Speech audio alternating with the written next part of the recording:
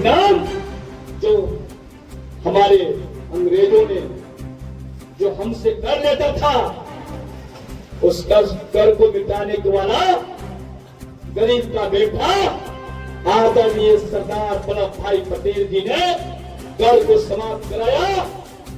उसी दिन से वहां के जो गुजरात के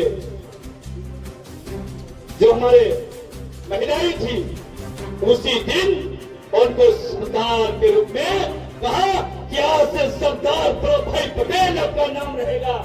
मैं उन माता पिता को नमन करना चाहता हूं कि जिन्होंने अपने कोख से सरदार जैसे पुत्र को जन्म दिया। मैं उन माता पिता को नमन करता हूं जो अपने कोख से आदरणीय बाबा साहब को जन्म दिया। मैं उन माता पिता को नमन करता हूं जिन्होंने जगदेव प्रसाद जैसे कुशवाहा को जन्म दिया। मैं उन माता पिता को नमन करता हूं जैसे कर्पूरी ठाकुर जैसे पुत्र को जन्म दिया। कहने में आंसू आता है मेरे साथियों, कहना तो बहुत कुछ था, लेकिन मैं आपसे एक ही विनती करता हूं कि आप अपने बच्चों को पढ़ाई में जरूर ध्यान दें। जब तक मेरा परिवार, मेरा समाज नहीं पढ़ेगा, इतिहास नहीं जानेगा।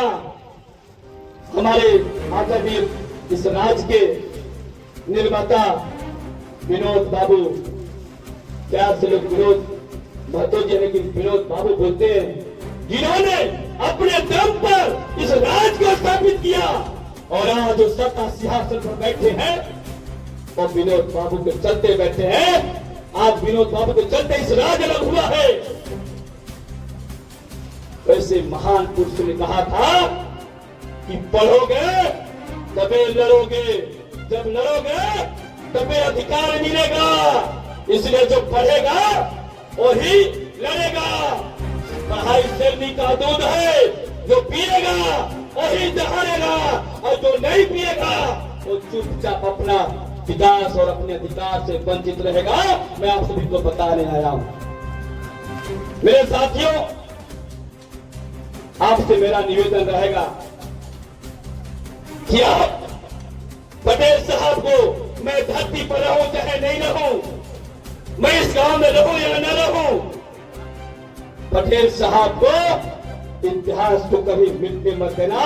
मेरा एक ही संकल्प है कि पटेल साहब को इतिहास को, बाबू जगदेव कुशवाहा को इतिहास को, कर्पूरी ठाकुर को,